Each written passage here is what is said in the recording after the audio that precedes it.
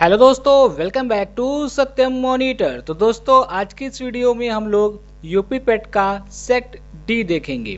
तो जिन लोगों ने अभी तक बैक सेट नहीं देखे हैं वो वीडियो के डिस्क्रिप्शन में उनका लिंक है, अभी जाके वॉच करें दोस्तों। और इस वीडियो को दोस्तों लाइक और चैनल को सब्सक्राइब नहीं किया है तो चैनल को सब्सक्राइब जरूर करें, क्योंकि आपके पेट के यहाँ से क्वेश्चन बहुत सारे आने वाले हैं। और जल्दी आपको दोस्तों मैथ्स की पूरी सीरीज मिलने वाली है और आपके तालिका के टोटल आपको 50 नंबर का पेपर मैं आउट कराने वाला हूं और आपके 50 नंबर दोस्तों पक्के 100% आएंगे। तो चलते हैं, पहला क्वेश्चन देखते हैं दोस्तों।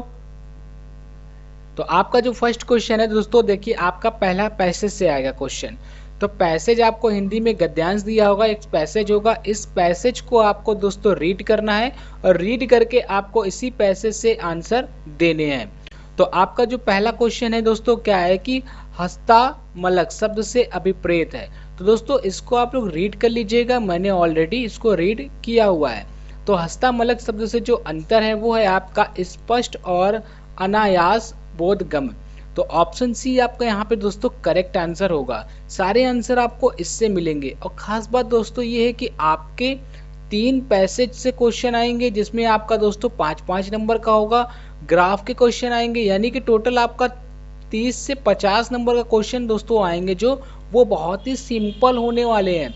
तो आपको टेंशन लेने की जरूरत नहीं है, यूपी पेट का आपका एग्जाम यूं ही निकल जाएगा। अब बात करें क्वेश्चन नंबर 2 की, तो वैज्ञानिक चिंतन पदबंध से आशय है। तो दोस्तों वैज्ञानिक चिंतन पदबंध से जो आशय है वो है स्वास्थ्य एवं संतुलित चिंतन। तो ऑप्शन सी आपका दोस्तों यहाँ पे करेक्ट आंसर होगा। अब बात करें क्वेश्चन नंबर 3 की, तो विज्ञान मानव की सबसे बड़ी शक्ति इसलिए कही गई है क्योंकि इसके बल से मनुष्य, तो इसके बल से मनुष्य क्या करता है। तो दोस्तों इसके बल से मनुष्य प्रकृति और प्राणी जगत का सिमौर है। तो ऑप्शन डी आपका करेक्ट आंसर होगा। और इन सब के आंसर दोस्तों आपको इस पैसेज को रीड करने से ही मिल जाएंगे।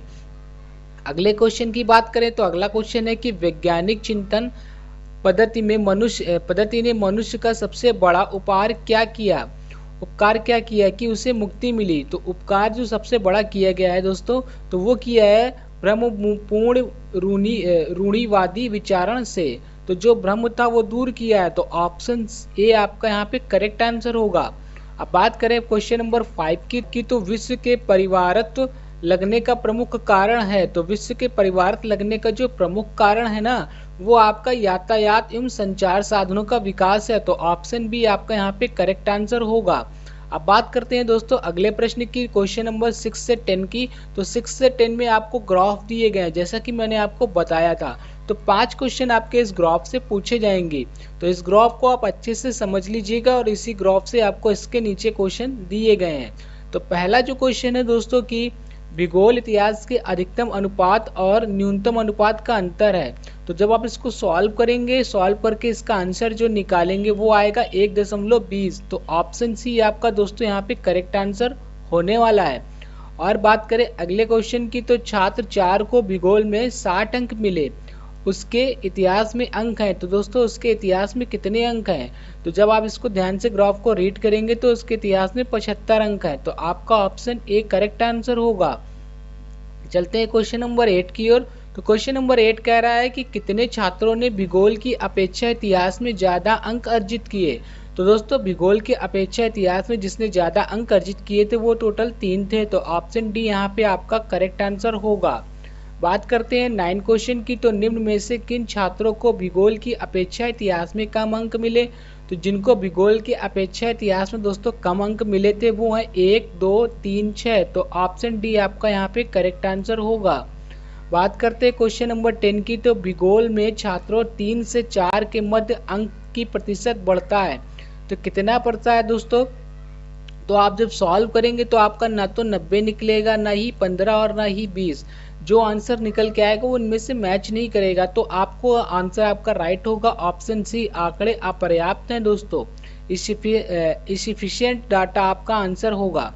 अब बात करते हैं 11 से 15 की। दोस्तों यहाँ भी आपको 5 क्वेश्चन इस ग्राफ से पूछे गए हैं, जो कि बहुत ही सिंपल हैं। तो आपको इस ग्राफ को रीड कर लेना अच्छे से। उसके बाद आपको रीड करने के बाद क्वेश्चन नंबर 11 कह रहा है कि उत्पादन में पिछले वर्ष की तुलना में अधिकतम प्रतिशत घटत किस वर्ष रही? तो अधिकतम प्रतिशत वर्ष जो घटत रही है, आप ग्राफ को देख के उसका आंसर बता सकते हैं। तो दोस्तों अधिकतम प्रतिशत वर्ष जो रही है वो रही है 2018 से 19 में। ऐसा क्यों? क्योंकि पहले ग्रो हुआ है, ग्रो के बाद एकदम से घटा है, फिर ग्रो हुआ है। तो यही आपका राइट आंसर होगा। बहुत लोग इसको राइट आंसर मानेंगे, लेकिन ना, आपका ये राइट आंसर होगा। अब बात करते हैं क्वेश्चन नंबर 12 की। तो क्वेश्चन नंबर 12 कह रहा है कि 2014 से 15 में कच्चे ऊन का उत्पादन 2019 के 20 के उत्पादन का था, तो कितना प्रतिशत था? दोस्तों आप जब इसको सॉल्व करेंगे तो 3/4 निकलेगा रेशियो। तो ऑप्शन सी आपका करेक्ट आंसर होगा। अब बात करते हैं अगले प्रश्न की। तो क्वेश्चन नंबर 13 में कह रहा है कि कच्चे ऊन के उत्पादन में उच्चतम वृद्धि का वर्ष था। तो उच्चतम वृद्धि का जो दोस्तों इसमें वर्ष था वो कौन सा था? तो वो था 2016 से 17। तो ऑप्शन ए आपका करेक्ट आंसर होगा। अब बात करें क्वेश्चन नंबर 14 की। तो पहले 4 वर्षों के उत्पादन की तुलना में अंतिम 4 वर्षों के उत्पादन कच्चे ऊन का उत्पादन प्रतिशत बढ़ गया। तो कितने प्रतिशत बढ़ा था दोस्तों? तो 22.2%। तो ऑप्शन डी करेक्ट आंसर होगा। बात करते हैं क्वेश्चन नंबर 15 की। तो 8 वर्षों के दौरान औसत उत्पादन था। 8 वर्षों के दौरान औसत उत्पादन कितना था? तो जब आप ग्राफ को देखेंगे तो आपका औसत उत्पादन जो निकलेगा सॉल्व करने के बाद वो 62.5 मीट्रिक टन निकलेगा। तो ऑप्शन डी आपका यहाँ पे करेक्ट आंसर होगा। अब बात करते हैं क्वेश्चन नंबर हम लोग दोस्तों 16 की यानी 16 की। तो देखिए आपको 16 से 20 के बीच में भी एक ये तालिका दी गई है ग्राफ। तो इस तालिका को आपको रीड करना, उसी से आपके नीचे क्वेश्चन पूछे गए हैं। तो निम्न में से किस वर्ष में किसी भी सेल्समैन द्वारा अर्जित उच्चतम और न्यूनतम कमीशन का अंतर अधिकतम है? तो किस में है दोस्तों? तो वो आपका 2019 में है। तो ऑप्शन सी आपका यहाँ पे करेक्ट आंसर होगा। अब बात करते हैं क्वेश्चन नंबर दोस्तों 17 की। तो वर्ष 2019 में सेल्समैन डी द्वारा अर्जित कमीशन ए द्वारा अर्जित कमीशन का लगभग कितना प्रतिशत था? कितना प्रतिशत है? तो लगभग जितना प्रतिशत है वो आपका इनमें से क्या है? तो दोस्तों आपका इनमें से कोई राइट आंसर नहीं है। तो ऑप्शन सी आपका यहाँ पे करेक्ट होगा, इनमें से कोई नहीं। अगले प्रश्न की बात करें तो किस वर्ष में सेल्समैन सी द्वारा अर्जित कमीशन पिछले वर्ष की तुलना में अधिकतम वृद्धि दर्शाता है? तो दोस्तों वो 2016 में दर्शाता है। तो ऑप्शन बी आपका करेक्ट आंसर होगा।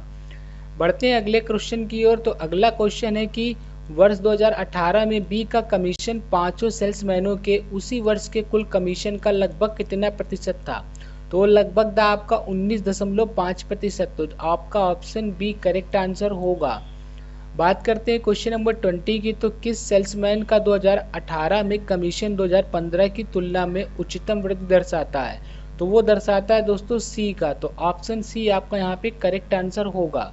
दोस्तों आपको फिर से एक नीचे तालिका दी गई है 21 से 25 के बीच में कि दी गई तालिका सारणी का ध्यान पूर्वक अध्ययन करें तथा नीचे दिए गए प्रश्नों के उत्तर दें।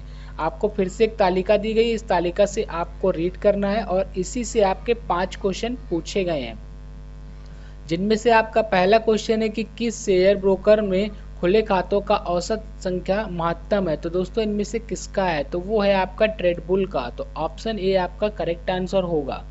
अगला प्रश्न है कि आपका के ट्रेडबुल में खुले खातों की संख्या का औसत शेर खान में खुले खातों की संख्या के औसत का लगभग कितना प्रतिशत कम या ज्यादा है? तो लगभग जितना प्रतिशत कम या ज्यादा है वो आपका 57.82 है। तो ऑप्शन बी आपका यहाँ पे करेक्ट आंसर होगा। बात करते हैं क्वेश्चन नंबर 23 की। तो निम्नलिखित में से किस महीने में खुले खातों की संख्या का औसत महत्तम है? तो दोस्तों वो है कब? सितंबर। तो ऑप्शन डी आपका यहाँ पे करेक्ट आंसर होगा। बात करते हैं अगले क्वेश्चन 24 की। तो अगस्त में खुले खातों की संख्या जून में खुले खातों की संख्या के लगभग कितने प्रतिशत कम या ज्यादा थी? तो जितने प्रतिशत कम या ज्यादा थी दोस्तों तो वो था आपका 33.5। तो ऑप्शन डी आपका बी आपका करेक्ट आंसर होगा। और आपका 25 नंबर है कि मई से सितंबर तक एंजल में खुले खातों की संख्या से जोरोदा में खुले खातों की संख्या का अनुपात क्या था? जब इसको सॉल्व करके निकालेंगे तो आपका निकलेगा 1.04। तो ऑप्शन सी आपका यहाँ पे दोस्तों करेक्ट आंसर होगा। ये जितने भी मैं दोस्तों आपको क्वेश्चन बता रहा हूँ इसी टाइप के आपके क्वेश्चन 28 तारीख को एग्जाम में पूछे जाएंगे और 29 को भी आपका पेपर है। अगला क्वेश्चन है आपका दोस्तों 26 नंबर की, चरक संहिता संबंधित है। तो दोस्तों चरक संहिता इनमें से किससे संबंधित है? तो वो है दोस्तों चिकित्सा से। तो ऑप्शन डी आपका यहाँ पे करेक्ट आंसर होगा। बात करते हैं 27 की। तो भारत में शासन करने वाले दिए गए शासकों का काल क्रमानुसार सही क्रम क्या है? तो दोस्तों सबसे पहले जिसने शासन किया था वो था इल्तुतमिश, फिर उसके बाद अलाउद्दीन खिलजी ने, फिर शासन किया था शेरशाह सूरी और लास्ट में अकबर ने। तो इसी सीरियल में आपका जो इनमें से ऑप्शन मैच करेगा वो करेक्ट आंसर होगा। तो सबसे पहले आपका 4 आएगा, थर्ड फिर 1, तो आपका ऑप्शन डी यहाँ पे करेक्ट आंसर होगा। अगले प्रश्न की बात करें तो 28 नंबर की, निम्न में से कौन से संत शिवाजी के समकालीन थे? दोस्तों जो शिवाजी के संत समकालीन थे वो थे आपके तुकाराम। तो ऑप्शन बी करेक्ट आंसर होगा। अब बात करते हैं क्वेश्चन नंबर 29 की। तो बंगाल के प्रथम गवर्नर जनरल कौन थे? तो वो थे आपके लॉर्ड वारेन हेस्टिंग्स। तो ऑप्शन डी आपका यहाँ पे करेक्ट आंसर हो जाएगा। अब चलते हैं अगले क्वेश्चन की ओर। तो क्वेश्चन नंबर आपका 30 कह रहा है कि निम्न में से कौन सा जोड़ा सही नहीं है? दोस्तों आपको इनमें से 4 जोड़े दिए गए हैं जो सही हैं, और जिनमें से एक सही नहीं वो आपको बताना है। तो दोस्तों जो सही नहीं है वो इनमें से आपका है कि औरंगजेब की मृत्यु। तो ऑप्शन सी आपका सही नहीं है, यही आपका दोस्तों करेक्ट आंसर होगा।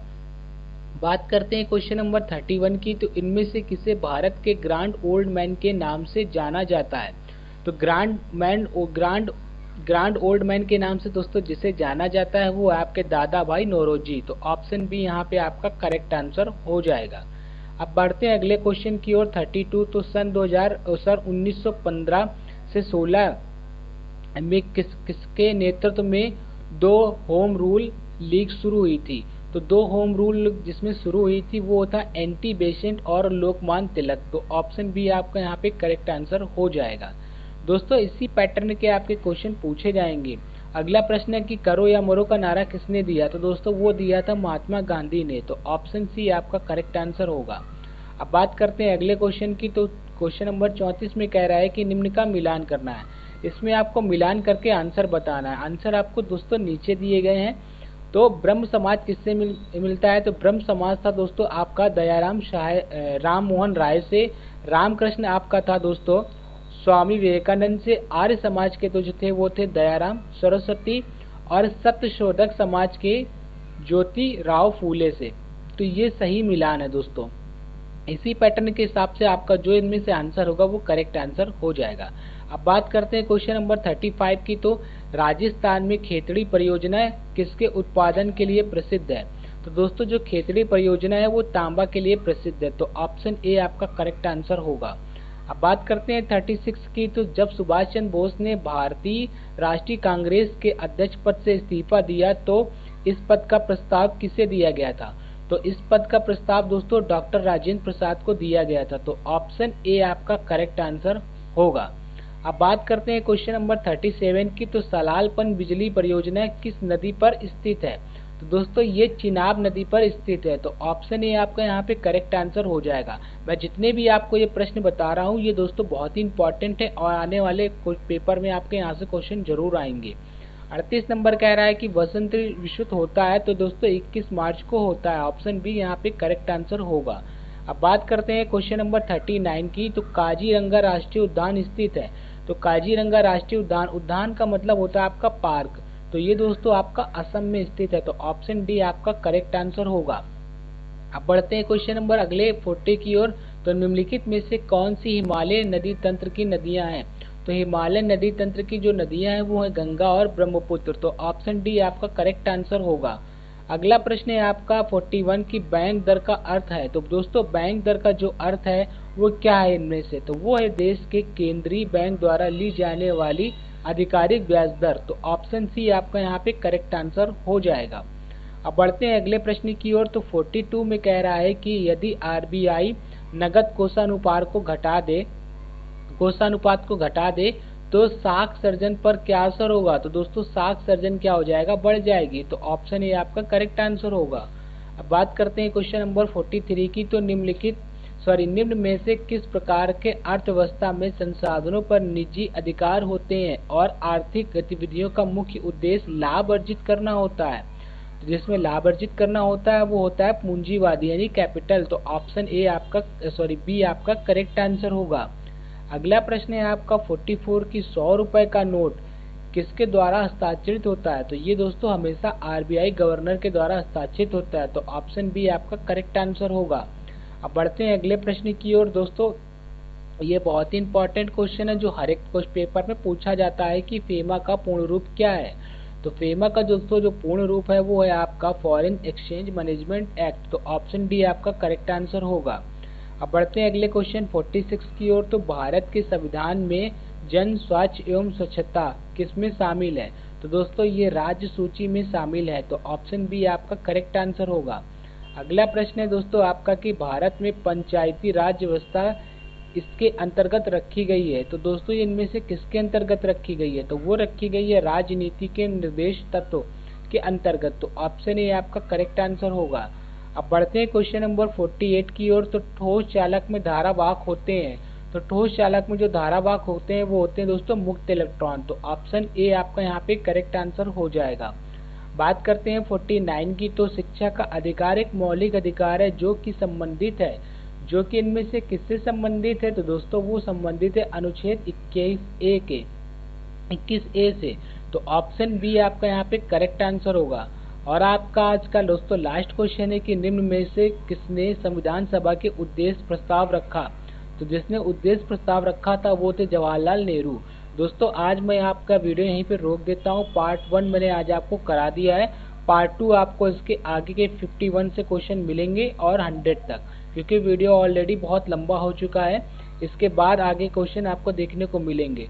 तो वीडियो को दोस्तों लाइक और चैनल को सब्सक्राइब जरूर कीजिएगा, क्योंकि आप लोग सब्सक्राइब नहीं करते हैं, देखते तो हैं सब्सक्राइब नहीं करते हैं। सब्सक्राइब करेंगे तभी आपको यूपी पेट के रिलेटेड सारी तैयारी क्वेश्चन मिलेंगे। और दोस्तों मैंने मुगल वंश, राजवंश, लोकवंश, जितने भी आपके वंश के क्वेश्चन थे, भारत के राज्य, पड़ोसी राज्य, सबकी मैंने वीडियो ऑलरेडी बना रखी है। आप नीचे वीडियो के डिस्क्रिप्शन में जाके लिंक पड़े हुए अभी वॉच कीजिए दोस्तों, बिल्कुल भी देरी मत कीजिए।